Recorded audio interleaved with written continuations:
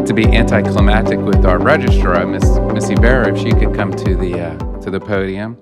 I think it's important every August for us to let the public know how the registrar and the electoral board together are trying to position, as we always try and do, for a productive and safe and accessible election process. Ms. Vera is a leader in the profession, and we're fortunate to have her working with Chesterfield County. Ms. Vera. Yes, anticlimactic. How can I go after peanuts? But thank you, Dr. Casey, Chairman Engel, members of the board, and listening audience. I appreciate your time. My report this evening is brief. On behalf of the Registrar's Office, the Electoral Board, and our dedicated election workers, thank you for approving the funding for the additional knowing poll pads. Since 2019, we've successfully used these poll pads to process by-mail absentee ballots and in-person early voters. With your support, we've now expanded their use to Election Day operations.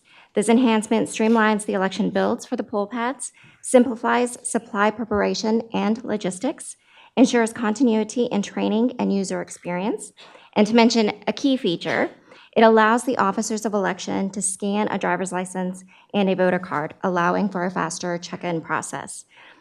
We were also able to purchase handheld poll pads for use by the officers assisting curbside voters during early voting.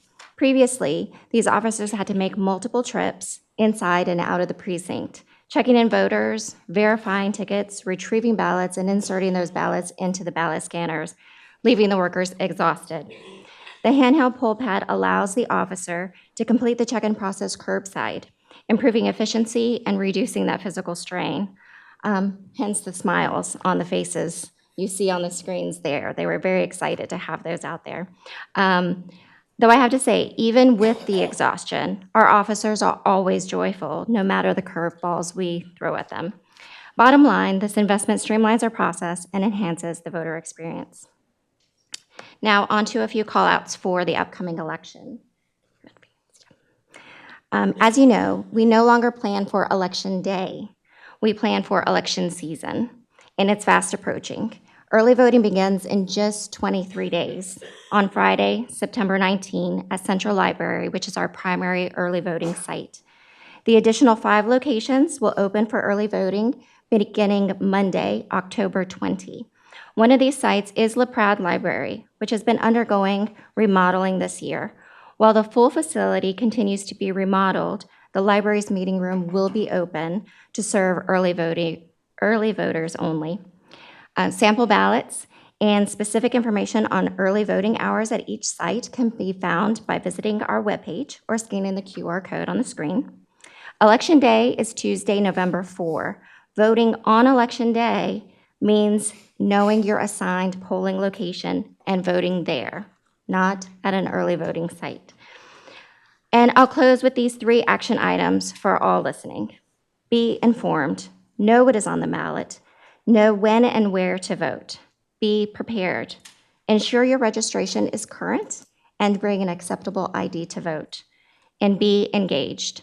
Participate in the process by serving as an officer of election and encouraging others to do the same. Go ahead. Well, I wish they would, well, maybe I don't. I always liked working the curbside because I got a lot of steps in, so, Right? when I was an officer of election. But that's an awesome, wow, that's got to speed things up a lot, so that's great. And I just did a tour at LaPrade yesterday, and they assured me that they were just getting the floor ready to lay. So yes, I'm very optimistic they will be done by October, what is it? October 20th. 20th. Yeah, Yes. yeah. So very excited. Thank you. Any other comments? Thank you again for being brief, but covering everything you needed to. Thank you so much.